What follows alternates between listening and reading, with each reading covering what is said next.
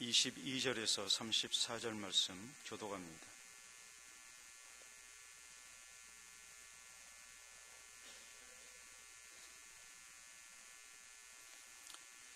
(22절에서) 마지막 절입니다. 그때 아비멜렉과 그 군대장관 비골이 아브라함에게 말하여 이르되 네가 무슨 일을 하든지 하나님이 너와 함께 계시도다.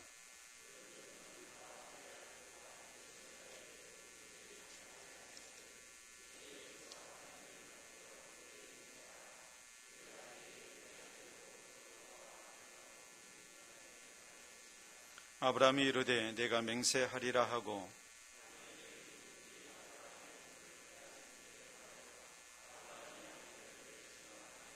아비멜렉이 이르되 누가 그리하였는지 내가 알지 못하노라. 너도 내게 알리지 아니하였고 나도 듣지 못하였더니 오늘에야 들었노라.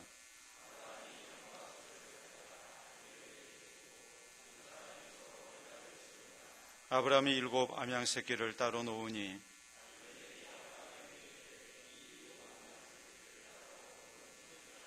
아브라함이 이르되 너는 내 손에서 이 암양 새끼 7을 받아 내가 이 우물판 증거를 삼으라 하고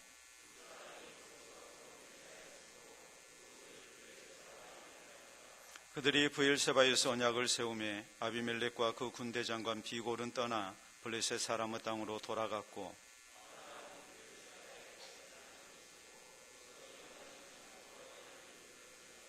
그가 블레셋 사람의 땅에서 여러 날을 지냈더라. 아멘. 남년도의 성가대 찬양하겠습니다.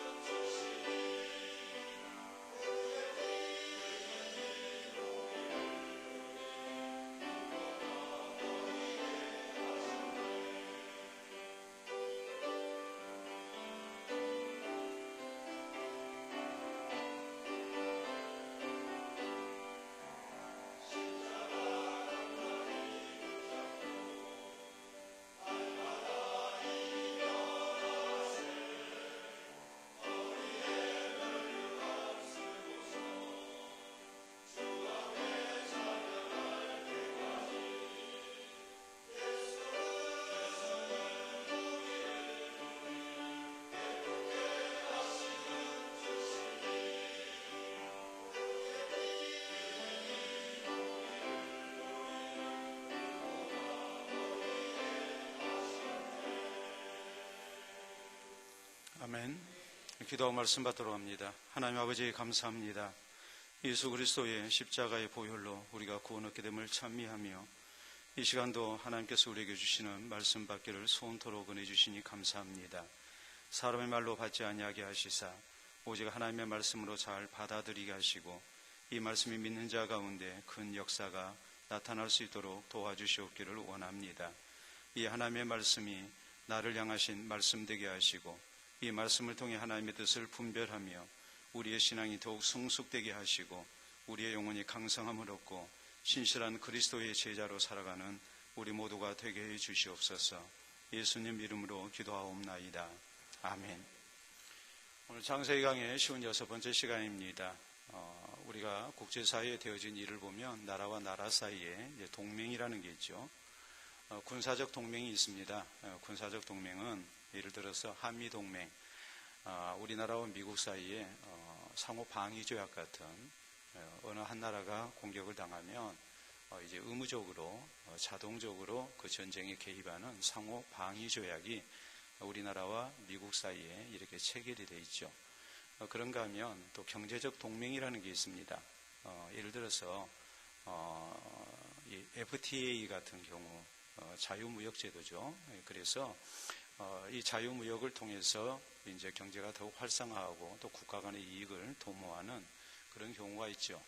EU 같은 그런 이제 경제 공동체, 더 나아가서 정치 공동체도 있습니다.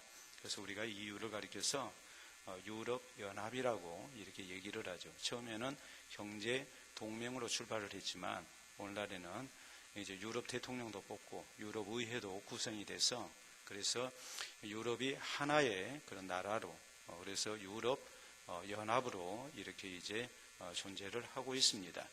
그런가 하면 기업 간에도 동맹이라는 게 있죠. 기업 간에도 동맹을 해서 서로의 이익을 추구합니다. 과도한 경쟁을 피하고 서로의 이익을 추구하면서 또 평화를 추구하고 그런가 하면 국가 간의 동맹을 통해서 이제 힘 있는 강대국을 또 효율적으로 대항하는 그런 동맹이 국가 간에 오늘날 국제적으로 굉장히 많이 있습니다. 제가 하나 묻겠습니다. 어느 분이 아시는지 모르겠습니다. 달빛 동맹이 있죠. 달빛 동맹은 뭘까요? 예, 우리는 이제 광주 나라 사람이라 광주가 먼저 나오죠. 그런데 달빛 동맹하면 달구벌, 대구와 그리고 빛고을, 광주 사이에 체결된 동맹입니다. 달구벌 뜻이 뭘까요?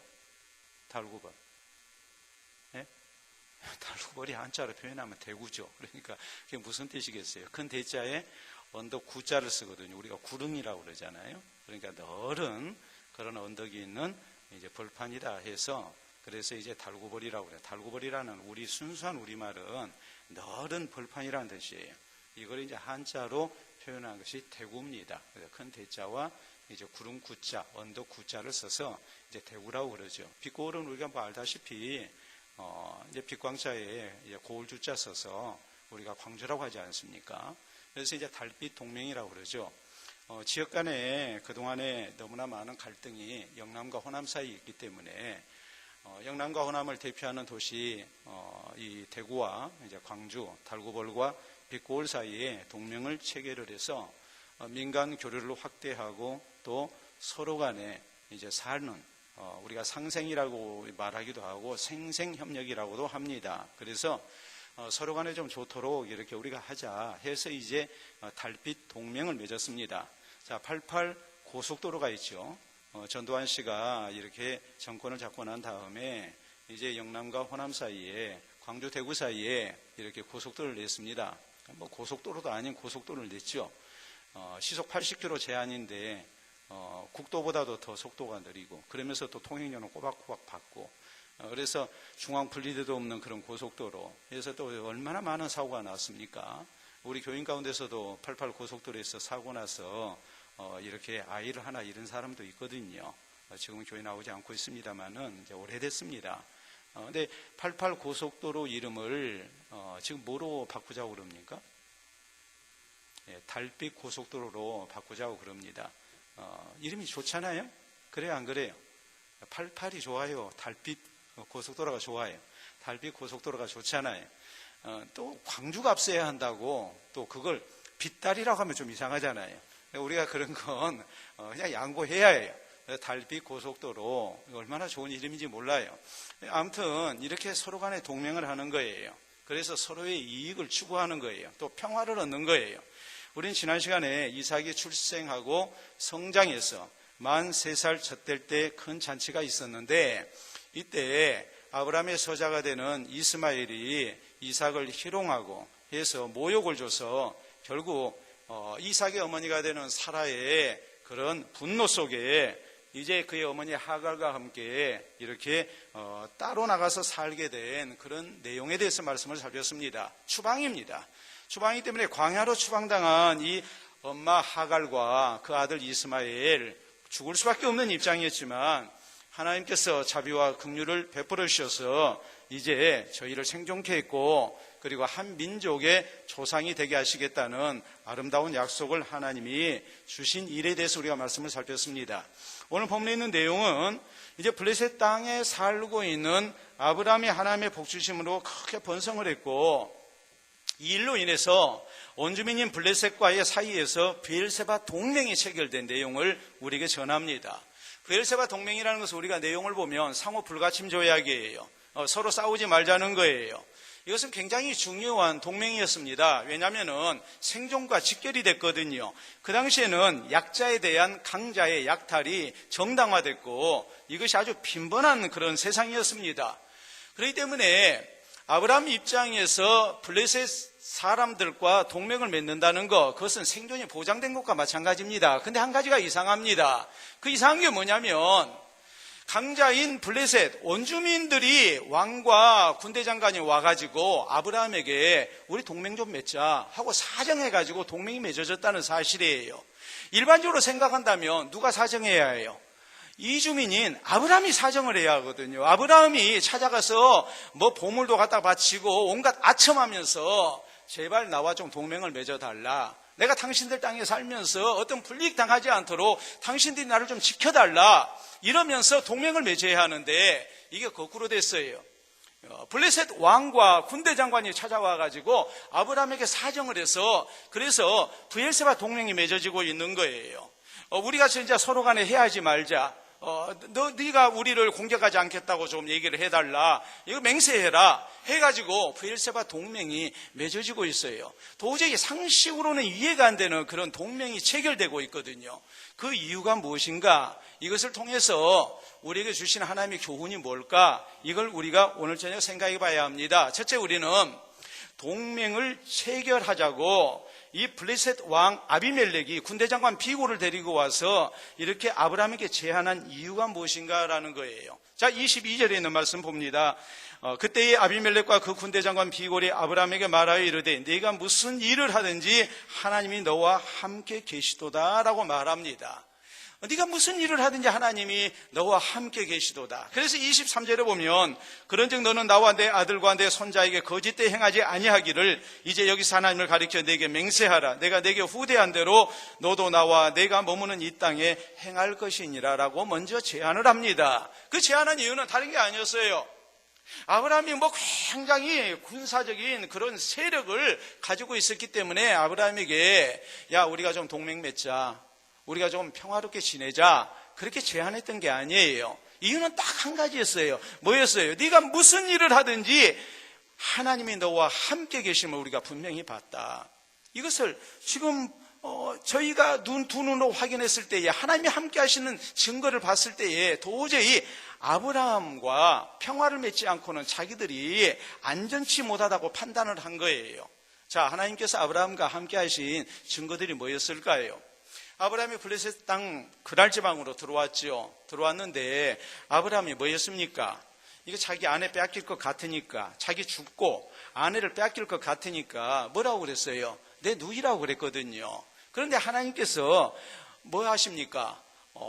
이 블레셋 왕에게 이제 현몽하셔서 너 그 여인 건드리지 마라. 그 여자는 그의 아내다 하면서 이렇게 하나님께서 경고를 하시잖아요. 이 아비멜렉이 깜짝 놀랐죠. 그래가지고 아브라함에게 묻습니다. 왜 너 아내를 하지 않고 누이라 했느냐? 그랬더니 아니 사실 내 이복 누이입니다. 그러면서 우리가 고향을 떠나서 하나님의 부르심을 받고 이렇게 타지로 돌아다니게 될 때에 만나는 사람들이 혹시라도 나를 죽이고 아내를 빼앗을까 봐서 당신이 나를 오라비라 하라고 이렇게 얘기를 했습니다. 그래서 그렇게 한 겁니다. 그러거든요. 그래서 아비멜렉이 어떻게 합니까? 아내를 돌려주고 그리고 많은 재물을 아브라함에게 선물로 줬잖아요. 지금 크게 하나님이 지키시는 사람이라는 것을 알았습니다. 그런데 거기서 그치지 않았어요. 이삭이 태어납니다. 이삭이 언제 났습니까? 아브라함의 나이 100세예요. 그의 아내가 90세입니다.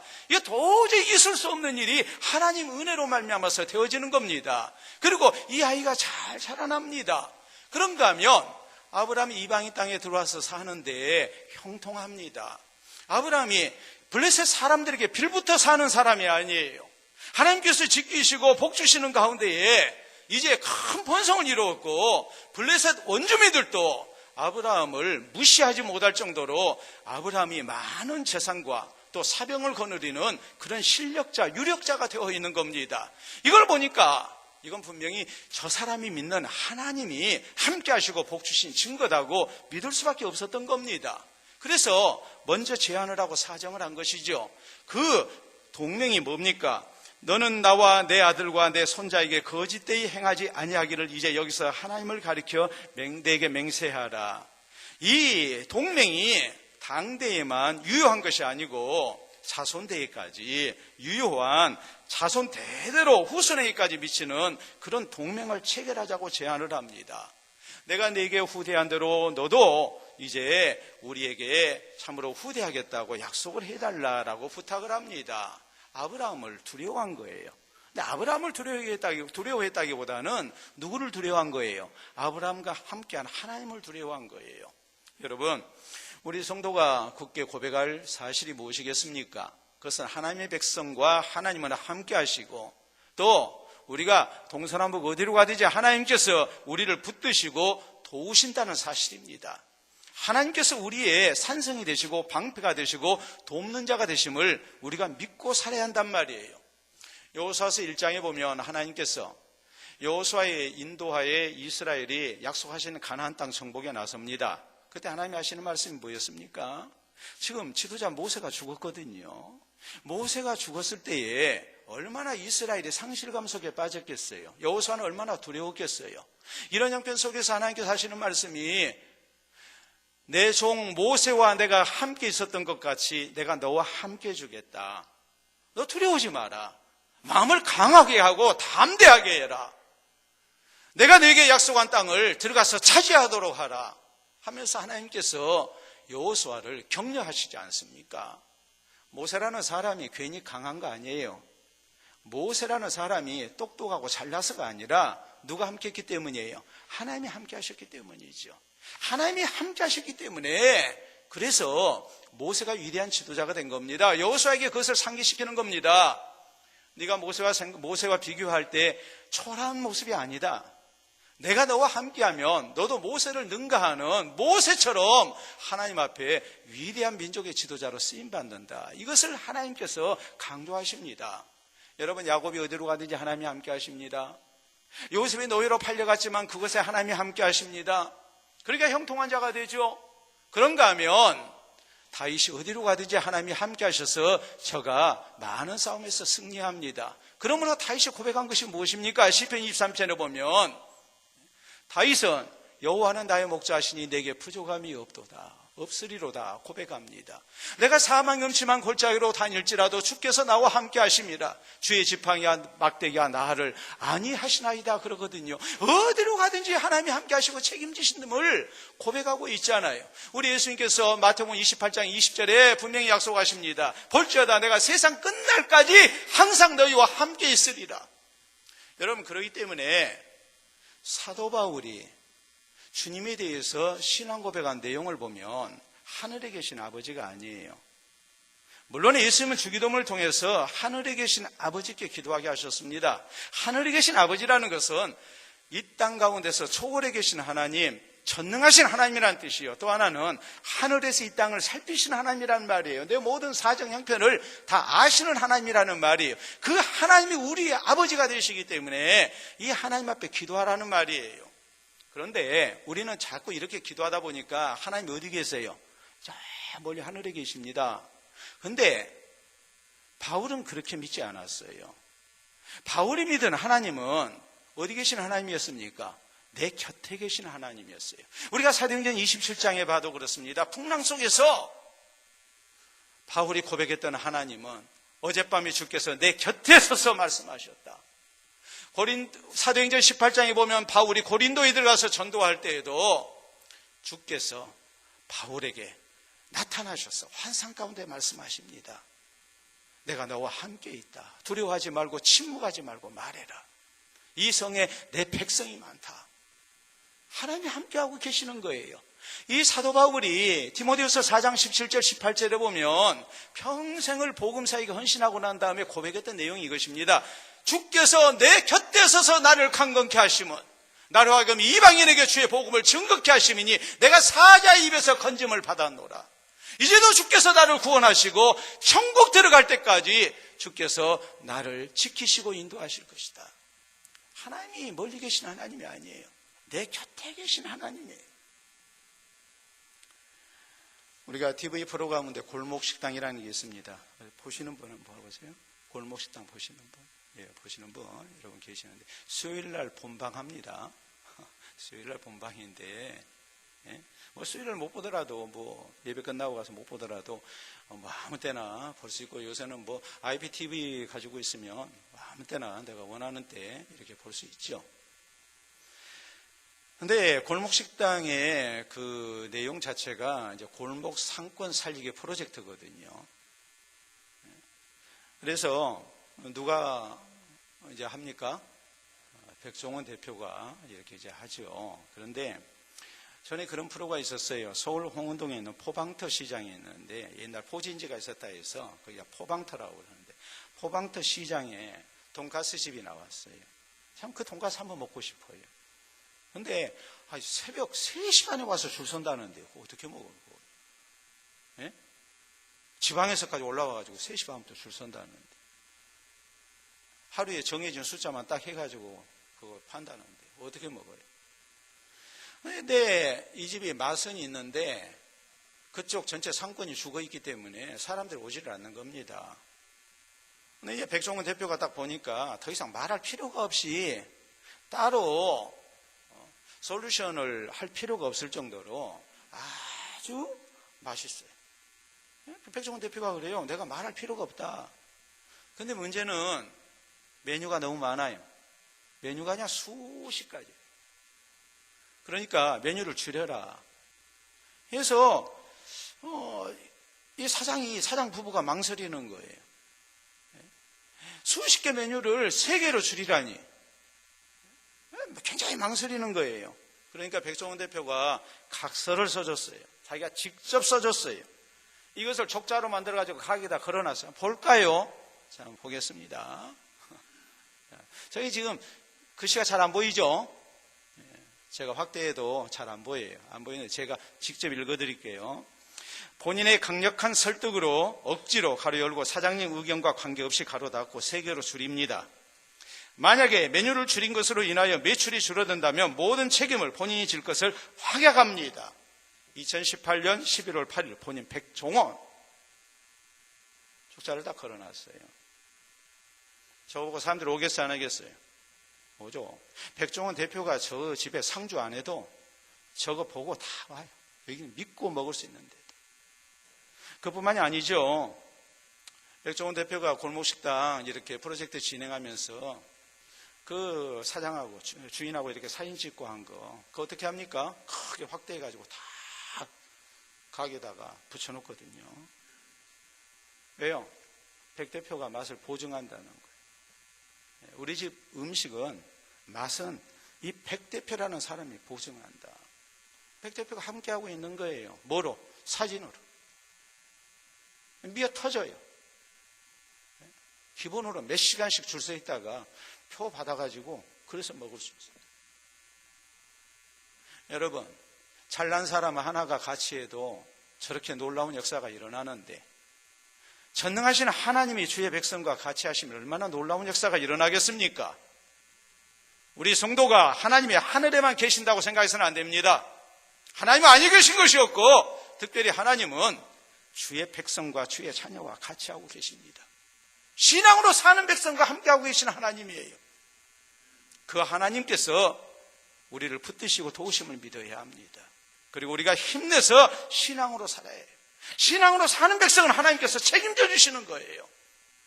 옆에 사람들이 볼 때, 불신자들이 볼 때 내가 무슨 일을 하든지 하나님이 너와 함께 하시도다 인정할 수밖에 없을 정도로, 우리를 무시할 수 없을 정도로 하나님께서 함께 하시는 역사를 나타내십니다. 이 믿음으로 우리가 더욱더 하나님의 말씀을 따라서 주님을 의지하고 사는 성도들이 될 수 있기를 바랍니다. 자, 둘째로 우리가 생각해야 할 것은 아브라함이 브엘세바 동맹이 있기까지 무슨 일이 있었는가라는 거예요. 항상 순풍에 돛단 듯이 좋은 일만 있었던 것 아니에요. 억울한 일 많았어요. 근데 이런 억울한 일 참고 저가 신앙 안에서 인내했습니다. 좋으신 하나님을 신뢰하고 인내했습니다. 그럴 때 아비멜렉과 블레셋 왕 아비멜렉과 군대장관 비굴이 찾아온 겁니다. 그리고 브엘세바 동맹을 먼저 제안한 겁니다. 자, 거기 24절에 있는 말씀 봅니다. 아브라함이 이르되 내가 맹살이라 하고 25절 아비멜렉의 종들이 아브라함의 우물을 빼앗은 일에 관하여 아브라함이 아비멜렉을 책망하며 26절 아비멜렉이 이르되 누가 그리하였는지 내가 알지 못하노라 너도 내게 알리지 아니하였고 나도 듣지 못하였더니 오늘에야 들었노라 라고 말합니다. 자, 지금 블레셋 왕이 군대장관과 같이 와가지고 동맹을 제안했습니다. 아브라함이 기꺼이 수용을 하죠. 그러나 좀 짚고 넘어갈 일이 있어요. 그래서 자기가 판 우물을 약탈당한 일에 대해서 항의를 하는 겁니다. 왜 당신네 사람들이 와가지고 내가 판 우물을 약탈하느냐. 이 문제는 좀 우리가 정확하게 짚고 넘어가자 하고서 따지는 거예요. 그랬더니 아비멜렉이 얘기하죠. 나 몰랐다. 내 백성들이 한 일에 대해서 내가 어찌 다 알겠느냐. 당신도 나한테 얘기를 안 하니까 나 그런 일 있는 줄 몰랐다 그러거든요. 그때까지 아브라함은 쭉 참았다는 말이거든요. 우물 하나가 뭐가 그렇게 중요할까? 굉장히 중요합니다. 생존에 있어서 필수 조건이에요. 우물은 가장 큰 재산이었어요. 왜냐하면 물이 귀하잖아요. 생존하는데, 목축하는데, 농사 짓는데 우물이 절대적으로 필요합니다. 우리가 여호수아서 15장에 보면 갈렙, 위대한 하나님의 사람이었던 갈렙의 딸이 이제 출가하게 됐습니다. 출가하면서 이제 아버지가 묻습니다. 내가 혼수품으로 뭘 줄까? 그랬더니 이 딸이, 악사라는 딸이 아버지에게 뭘 요구합니까? 우물을 주소서 그러거든요. 우물을 주소서. 여러분, 제일 중요한 게 우물이에요. 우물 없으면 농사도 못 짓고 마실 물이 없으니까 사람도 못 살아요. 또 목축도 할 수 없어요. 아버지가 너 나한테 뭐를 원하느냐? 내가 혼수품으로 뭘 줄까? 그랬더니 딸이 우물 주세요 그랬단 말이에요. 그게 제일 중요하다는 말이에요. 그래서 갈렙이 출가하는 자기 딸에게 이제 우물을 주지 않습니까? 그래서 그 우물을 중심으로 해서 딸과 사이가 이렇게 번성해 복을 받게 되죠. 아브라함이 지금 항의하는 이유 두 가지입니다. 첫째는 우물의 소유권을 분명히 해야 되겠다는 거예요. 내가 지금 우물 팠다. 이 우물은 분명히 내 거다. 맹세해라. 우리 약속하자. 이렇게 했음에도 불구하고 나중 아들 이삭 때에 우리가 창세기 26장에 보면 또 우물의 소유권으로 해서 분쟁이 일어나잖아요. 그렇게 분명히 했어도. 그러니까 그 원주민들 블레셋 사람들이 얼마나 완악한 사람이었는가, 얼마나 약탈을 일삼는 사람인가 하는 것을 우리가 충분히 알 수 있어요.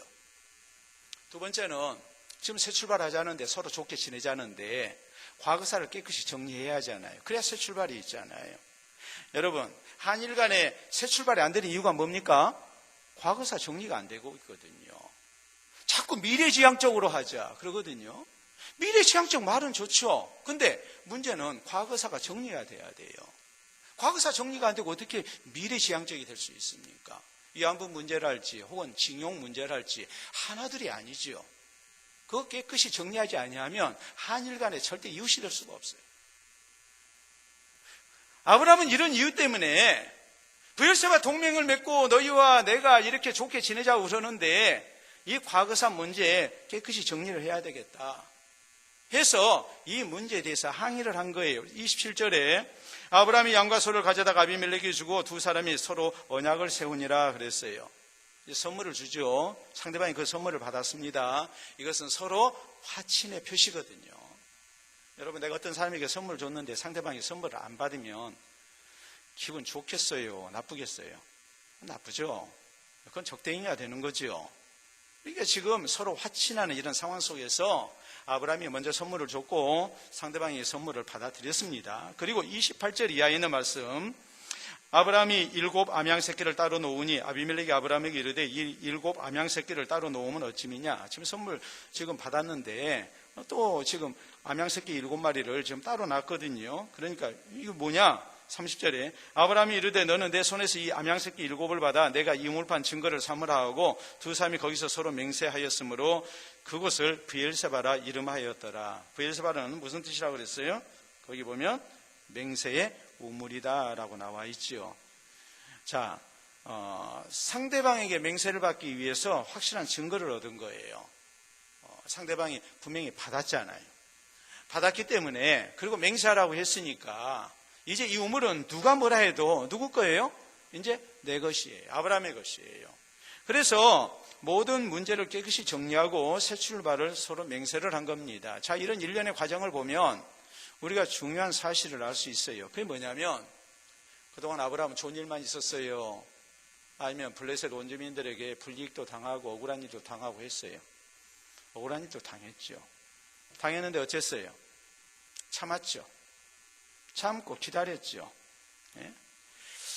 하나님께서 분명히 나와 함께 하시고 복 주신다고 약속하셨으니까 내가 오늘 이렇게 굳은 일을 당하고 손해를 보고 해도 언젠가 하나님이 분명히 나를 붙드시고 모든 선한 일 나타내셔서 내가 무시당하지 않도록, 원주민들이 나 두려워하도록 분명히 그렇게 하실 날이 있다고 믿은 거예요.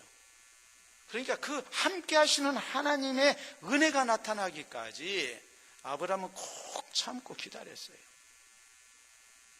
여러분, 우리가 신앙생활 하는데 너무 급해요.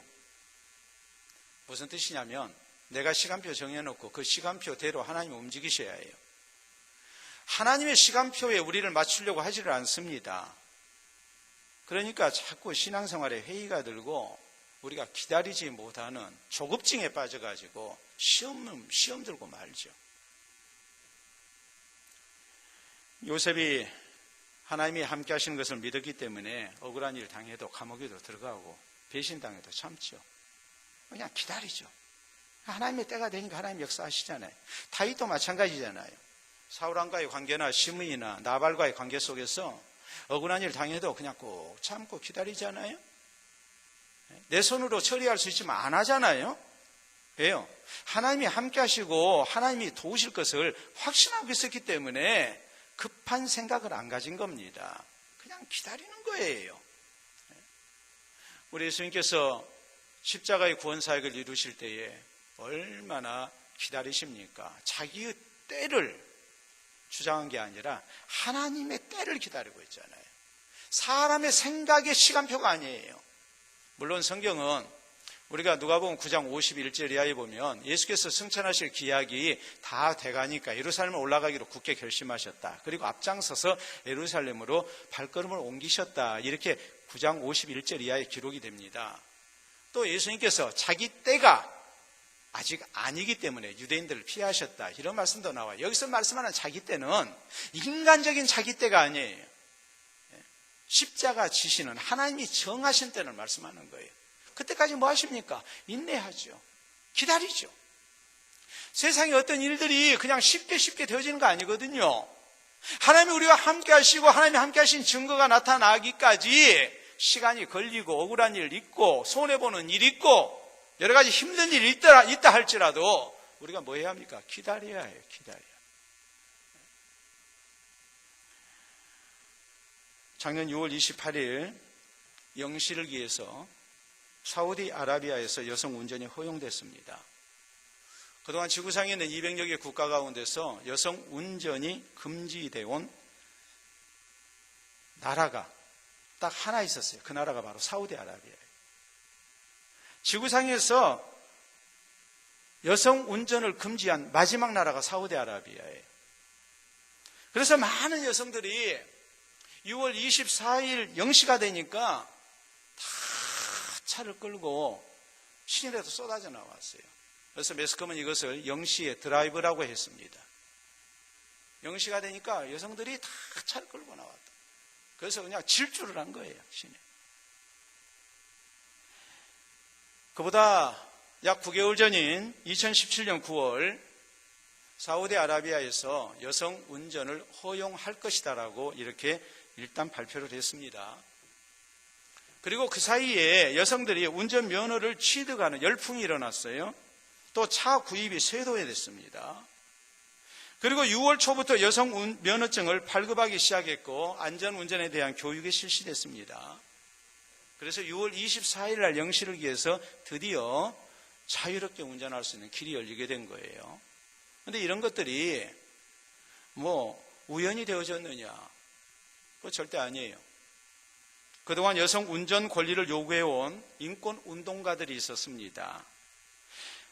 그 가운데 8명은 감옥에 지금 돼 있어요. 다시 말하자면 이 사람들이 지구상에서 유일하게 여성 운전이 금지된 우리나라가, 이 사우디아라비아가 언젠가는 우리가 투쟁하면 분명히 여성 운전을 허용할 것이다 믿고 끝까지 뭐 한 거예요? 투쟁하고 스스로 희생하고 인내한 거예요. 그래서 지구상의 마지막 나라, 여성 운전을 금지한 마지막 나라가 드디어 여성에게 운전이 허용된 거예요. 그냥 된 게 아니에요. 그동안에 많은 희생이 있었고 많은 세월이 흘렀어요. 여러분, 신앙교훈에 이런 말이 있습니다. 가장 좋은 것은 언제 온다? 네? 우리가 중국집에서 코스 요리 먹으면 그렇죠. 처음에 나오는 거 많이 먹으라 그래요. 아니면 천천히 나중에 나온 음식이 더 맛있으니까 천천히 먹으라고 그래요. 물론 처음부터 끝까지 다 잘 먹을 수 있는 사람도 있습니다. 그러나 제대로 된 코스 요리를 먹게 되면 처음에는 먹는 둥 마는 둥 하죠. 왜요? 맛있는 건 언제 오니까? 제일 나중에 나오니까. 신앙교훈이 바로 그렇게 말씀해요. 가장 좋은 것은 언제 온다? 맨 나중에 온다. 뭐 하라는 거예요? 믿고 기다리라는 거예요. 내가 신앙으로 살다가 어려운 일도 만나고 어떤 경우 손해도 보고 어떤 경우 너무나 견디기 힘든 그런 아픔이 있다 할지라도 좋으신 하나님, 신실하신 하나님 믿고 끝까지 인내하고 기다리라는 말이에요. 그럴 때 하나님께서 우리 가운데 역사하시고 또 우리가 생각하는 그 이상의 놀라운 하나님의 역사를 우리에게 나타내시는 은혜가 있습니다. 믿으시기 바랍니다. 자, 마지막 세 번째 우리가 생각해야 할 말씀이 있습니다. 그것은 아브라함이 브엘세바 동맹 후에 뭘 했는가라는 거예요. 오늘 성경은 영원하신 하나님께 감사 예배를 드렸다고 말씀합니다. 자, 32절이야. 그들이 브엘세바에서 언약을 세우매 아비멜렉과 그 군대장관 비골은 떠나 블레셋 사람의 땅으로 돌아갔고 아브라함은 브엘세바에 에셀나무를 심고 거기서 영원하신 여호와의 이름을 불렀으며 그가 블레셋 사람의 땅에서 여러 날을 지냈더라. 여기 여러 날이라는 말은 이제 상당 기간 동안 거주했다는 그런 말이에요. 자, 동맹을 체결한 후에 아브라함이 한 일 32절에 브엘세바에 뭘 심었다고 그랬어요? 에셀나무를 심었다라고 말합니다. 에셀나무. 자, 에셀나무가 어떻게 생겼는지 좀 보겠습니다. 자, 에셀나무. 자, 사진으로 우리가 만나봅니다. 에셀나무가 어떻게 생겼는지. 자, 저게 에셀나무거든요. 굉장히 무성하죠? 네? 광야에서 자라는 나무예요. 모래 언덕에서 자라는 나무. 염분이 많은 땅에서도 잘 자라는 나무예요. 이게 굉장히 단단하고 수명이 길고 늘 저렇게 푸른 나무예요. 그래서 이게 방풍림으로 사용하거든요. 근데 왜 에셀나무를 심었을까? 일반적으로 나무를 보면 좋은 땅에서 자라는 나무는 뿌리를 깊이 내리겠습니까? 안 내리겠습니까? 안 내립니다. 제주도 가보면요, 여러분 제주도 가면 오름이라는 데가 있잖아요. 조그만 산들 이렇게 오름이 많이 있잖아요. 한 360여 개의 오름이 있는데 그게 이제 화산섬이거든요. 화산섬이기 때문에 굉장히 기름집니다. 그래서 제주도 하면은 뭐 당근 아주 유명하죠. 굉장히 많이 재배하잖아요. 근데 태풍이 불고 그러면 그 오름에 있는 나무들이 이렇게 쓰러져 가지고 있어요. 쓰러져 가지고 있는데 나무만 쓰러진 게 아니라 땅이 그대로 들려 있어요. 꼭 우리 아스팔트, 아스콘으로 포장해 놓은 땅이 그냥 이렇게 들려버린 것처럼 이렇게 들려 있어요. 화산재로 되어 있기 때문에 기름진 땅이거든요. 그러니까 나무가 뿌리를 깊이 내릴 이유가 없어요. 네? 무슨 얘기인지 아시겠어요? 그러니까 위로는 무성한데 바람이 불면 무성하기 때문에 바람을 더 많이 맞죠. 결국 어떻게 됩니까? 그냥 한꺼번에 그냥 다 넘어지는 거예요. 뿌리가 약하니까. 일반적으로 보통의 땅에서 자라는 나무는 자라는 생장 높이의 3분의 1 정도 뿌리를 내립니다. 그런데 아주 튼튼한 나무는 어느 정도 내리냐? 자기 키만큼 뿌리를 내려요. 대나무가 강한 이유는 뭐냐면 자기 키만큼 뿌리를 내리는 게 대나무예요. 원래가. 근데 대나무는 뿌리를 먼저 내려요. 위로 자라는 건 그 다음이에요.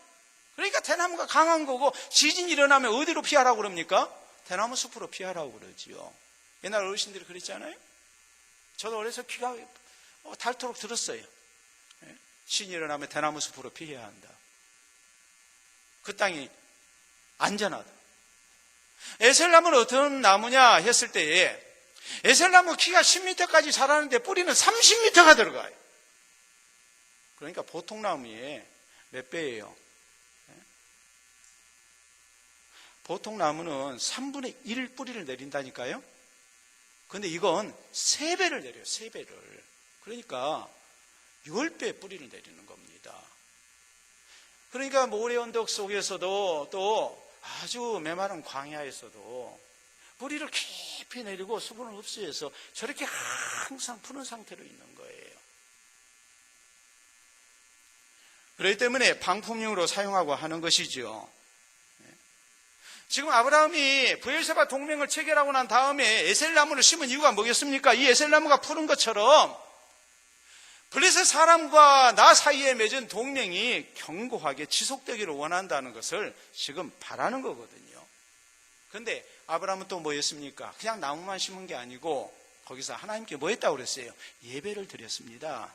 그리고 영원하신 하나님의 이름을 불렀다고 그랬어요. 영원하신 하나님의 이름을 불렀다. 하나님께 감사하고 하나님께 영광을 돌려드리는 겁니다. 이스라엘 백성들이 하나님께 기도해서 전쟁에서 승리했을 때 여호와 니시라는, 여호와는 우리의 승리가 되신다는, 우리의 기가 된다는 그런 이름을 붙이고, 에베네셀이라고 이름을 붙여서 하나님이 여기까지 이런 땅을 되찾게 해주셨다, 하나님이 도와주셨다, 이렇게 고백한 것처럼 하나님에 대해서 어떻게 부르느냐에 따라서 그 사람의 신앙이 달라지지요. 기도하라고 그랬더니 오 여호와여 하는 사람하고 아버지 하는 사람하고는 다르잖아요.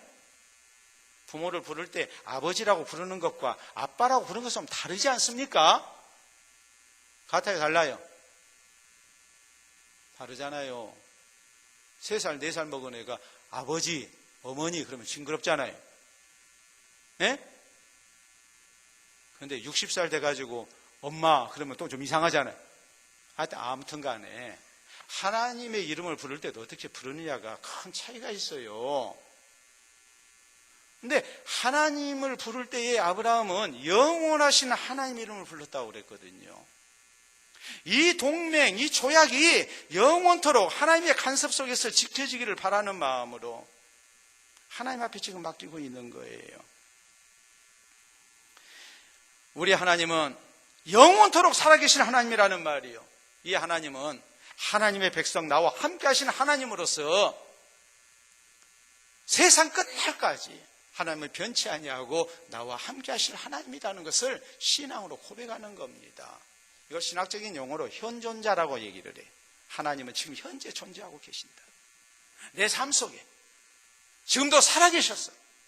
내 삶 속에 함께 하시고 나를 붙드신다라고 믿는 신앙의 용어가 하나님을 현존자라고 인식하는 거예요.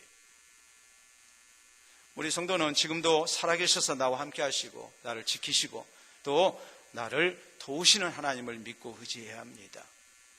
옛날 구약시대만 존재하는 하나님이 아니에요. 오늘 이 시대 내 삶 속에서 천국 가는 그날까지 함께 하시는 하나님이에요. 엘리사를 잡기 위해서 아람 군대가 쳐들어왔을 때에, 도단성을 포위했을 때 엘리사의 사환이 보고서 급하게 보고합니다. 적들이 빙 둘러서 포위했습니다. 그럴 때에 엘리사가 외치죠. 걱정하지 마라. 우리와 함께 하신 이가 저희보다 더 많다.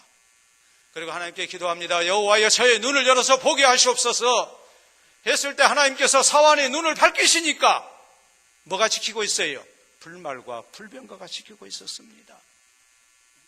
낮에도 우리가 말씀을 살폈습니다만 히스기야는 하나님이 지금 살아계신 것으로, 지금 이 자리에 계신 것으로 고백하고 있지 않습니까? 사내립이 보낸 협박 편지를 성전에 올라가서 딱 펴놓고, 제단에 펴놓고 뭐라 그럽니까? 여호와여 보시옵소서. 사내립이 살아계신 하나님을 모욕하고 있습니다. 여호와여 보시옵소서 그러잖아요. 하나님이 지금 살아계신 거예요. 지금 이 자리에 계신 거예요. 기도하는 나와 함께하고 계신 거예요. 그렇기 때문에 그가 병들어서 죽게 됐을 때 하나님 앞에 눈물을 흘리며 기도합니다. 얼굴을 벽으로 향하고 기도합니다. 아무도 보지 않지만 대신에 성경은 뭐라고 말씀하십니까? 하나님 하시는 말씀이 내가 내 기도를 들었고 내 눈물을 보았노라. 하나님이 지금 내 앞에 계신 거예요. 그 내 앞에 계시는 하나님을 의지하고 하나님의 은혜를 구하는 거예요.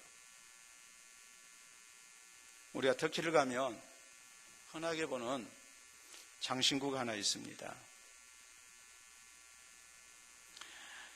목걸이, 팔찌 혹은 차 열쇠걸이 이런 것들이 이렇게 선물용으로 팔리고 있고, 그리고 집 현관이나 내부 장식용으로 또 크게 만들어 가지고 또 이렇게 걸어놓기도 하고 그럽니다. 그래서 많은 사람들이 이걸 사요.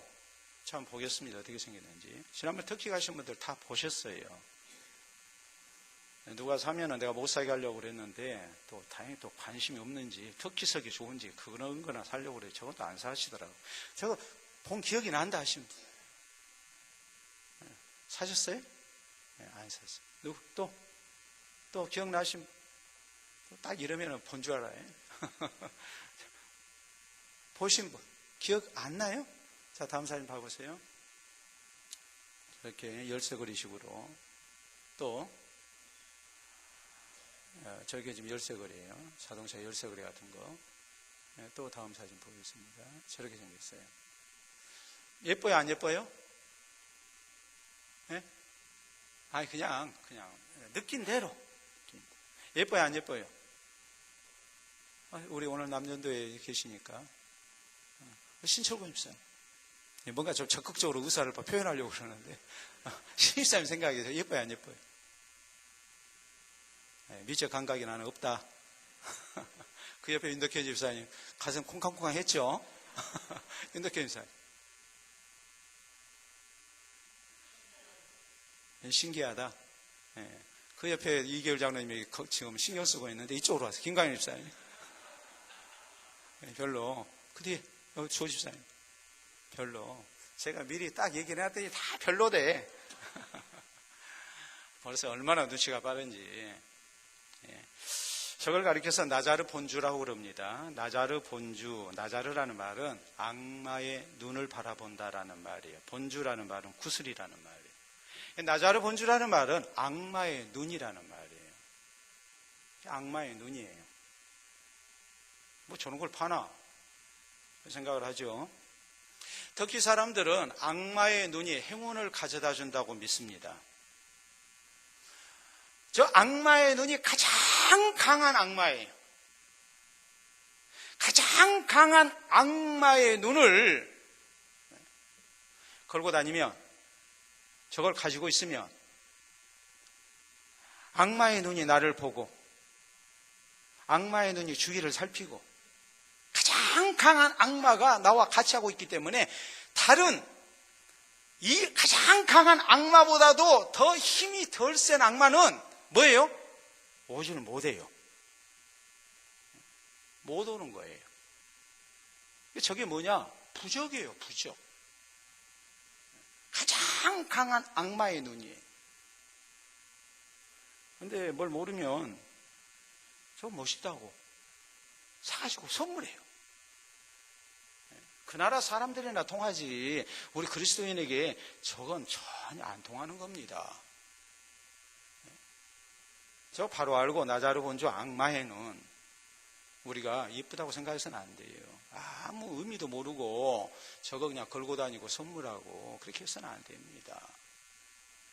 여러분, 우리는 영원하신 하나님께서 전능하신 하나님께서, 전지하신 하나님께서 택한 백성인 주의 자녀된 나와 영원토록 함께 하시는 하나님이신 것을 믿어야 합니다.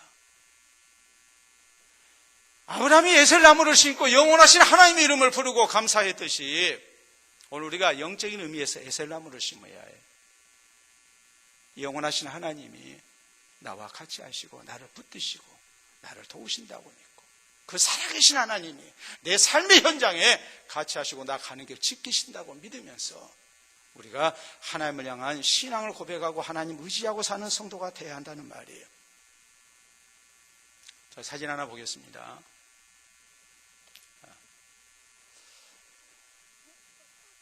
저거 뭘까요? 저거 뭘까요? 예, 우리 성도님들, 제가 지난번에 저걸 한번 보여드렸더니 이제는 딱 기억이 됐어요. 여기 적십사 사기가 아니고 뭐예요? 스위스 국기입니다. 스위스 국기인데 빨강 바탕에 흰 십자가거든요. 저게 무엇을 의미하느냐 했을 때에 중세 신성 로마 제국과의 동맹을 상징하는 국기예요. 저게 어떻게 해서 저 국기가 나왔느냐 했을 때 신성 로마 제국이 전 유럽을 다스리고 있었거든요. 교황이 다스리고 있었어요. 교황이 승락을 해야 왕이 즉위할 수 있어요. 그런 막강한 세력을 가지고 있었어요. 근데 신성 로마 제국의 전쟁 때 다하는 기가 있어요. 그 기가 이렇게 생겼어요. 보세요. 저렇게 생겼어요. 저건 신성 로마 제국의 기예요. 전쟁 때 들고 나가는 기예요. 빨간색은 황제의 색이에요. 하얀 십자가는 무엇을 뜻하느냐? 저것은 기독교를 수호하는 황제라는 뜻이에요. 신성 로마 제국은 기독교를 수호한다는 명목에서 이루어진 나라였어요. 유럽을 다스리고 있는 나라거든요. 스위스는 신성 로마 제국과의 동맹을 통해서 자유를 얻었고 안정과 번영을 얻었습니다. 그리고 평화를 얻었어요. 신성 로마 제국기를 쓸 수 있는 나라, 그렇게 허락을 받았다고. 그래서 스위스 국기가 그렇게 생긴 거예요. 우리 성도에게 필요한 동맹이 뭐겠습니까? 하나님과의 동맹입니다. 아브라함은 브엘세바 동맹을 맺기 전에, 블레셋 왕과 군대 장관과 동맹을 맺기 전에 아브라함은 하나님과 동맹을 맺었던 사람이에요. 내가 너와 함께 하겠다. 내가 너를 지켜주겠다. 하나님과 동맹을 맺은 사람이었다. 하나님과 동맹이 있었기 때문에 원주민들이 함께 하시는 하나님을 봤습니다. 무슨 일을 하든지 하나님이 붙드시고 도우신 것을 봤습니다. 하나님이 지키시는 것을 봤습니다. 이게 함부로 못하죠. 그리고 와서 사정하는 거예요. 우리 동맹 맺자. 사정합니다. 그 정도로 하나님과의 동맹은 아브라함을 지켰고 아브라함을 복되게 했고 아브라함을 번성케 했습니다. 불신자들에게까지 살아계신 하나님을 드러냈습니다. 이 하나님과의 동맹이 있었기 때문에 억울한 일을 당해도 하나님이 함께 하실 것을 믿습니다. 그리고 인내합니다. 브엘세바 동맹을 맺고 난 다음에도 이 모든 은혜가 하나님으로부터 왔음을 고백하면서 영원하신 하나님께 예배드리고 하나님께 감사하고 더 견고한 신앙 속에서 하나님을 붙들고 나아갑니다.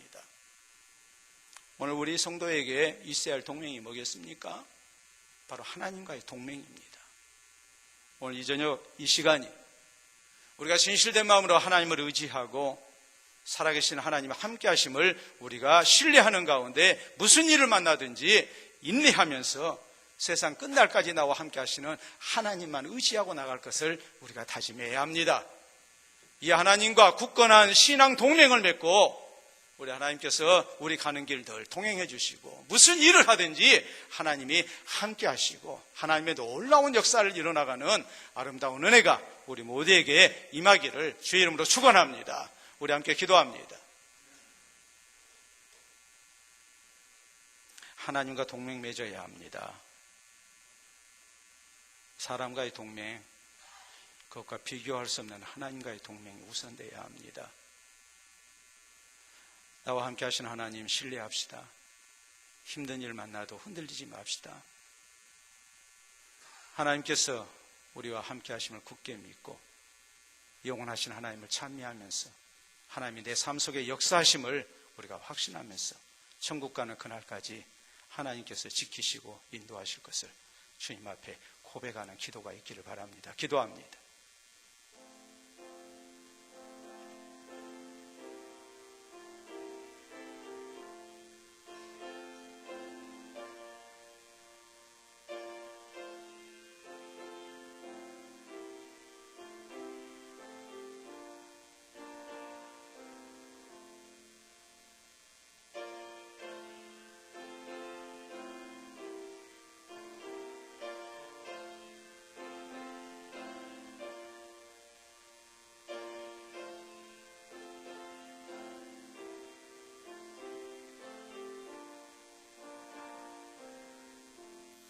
이 시간도 살아계신 우리 아버지 은혜를 진심으로 감사합니다. 우리를 주의 자녀 삼아주시고 우리 하나님께서 주의 백성과 같이 하시기를 우리에게 약속하시고 우리가 이 시간 주의 말씀을 통해 다시 한번 이 약속을 굳건히 할 수 있도록 은혜 주시오니 감사합니다. 하나님과의 동맹을 통하여 우리가 어디로 가든지 함께 하시는 하나님을 우리가 경험하게 하시고 우리가 무슨 일을 하든지 하나님께서 붙드시고 도우시는 놀라운 체험이 있기를 원합니다.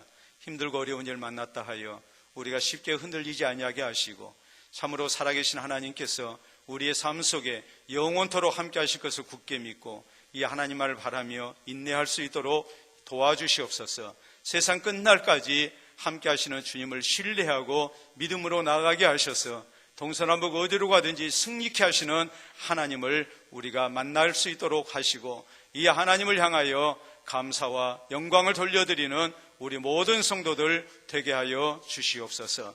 하나님과의 동맹을 굳건히 하기 위하여 우리가 늘 하나님을 열심으로 찾게 하시고 기도하게 하시고 하나님을 구하게 하셔서 그때마다 주께서 강한 손으로 우리를 붙드시고 살아계신 주의 놀라운 능력과 권세를 나타내시는 은혜가 허락되게 하여 주시옵소서. 감사하오며 예수님 이름으로 기도하옵나이다. 아멘.